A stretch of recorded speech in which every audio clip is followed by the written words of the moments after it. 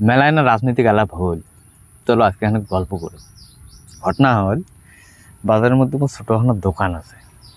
তো সেই দোকানের মধ্যে যে কাস্টমারগুলি আসে, যে গ্রাহকগুলি আসে, আমার সাথে মোটামুটি কথা হয়, একটু মত বিনিময় হয়।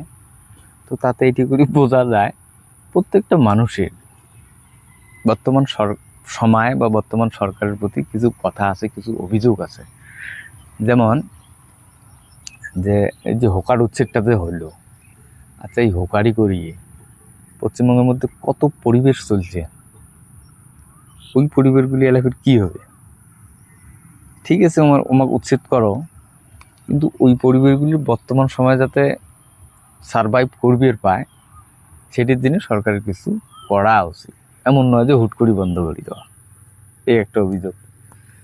তারপরে হচ্ছে তেলের দামটা 10 দিনে 4 বের বাড়ে,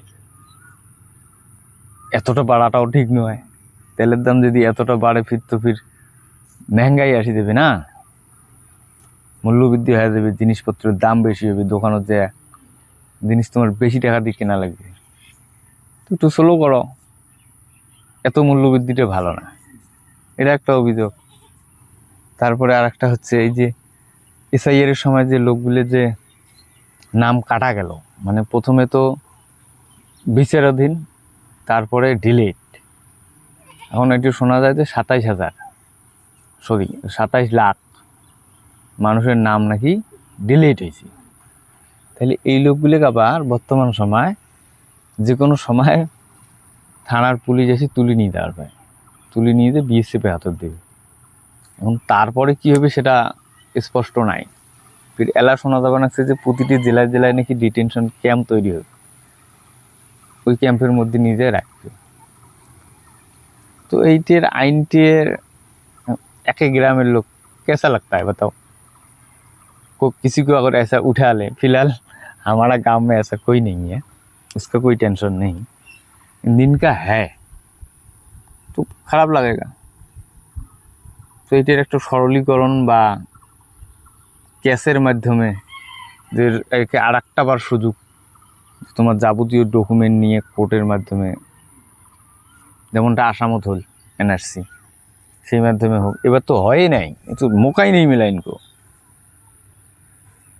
এ তো কোর্টের মধ্যে তো হয়ই নাই, এভাবে হওয়াটা উচিত, এটি একটা অভিযোগ। তো এত সব বিষয় তো আছে, তো কথা একটু কন, আগের মতো চার দোকানত তোমার ভাষণ শোনার জন্যে আর हम वेट करते हैं, लेकिन कोई कुछ बोलता ही नहीं है, বুঝছে? বর্তমানে এটি একটা ভালো সমস্যা।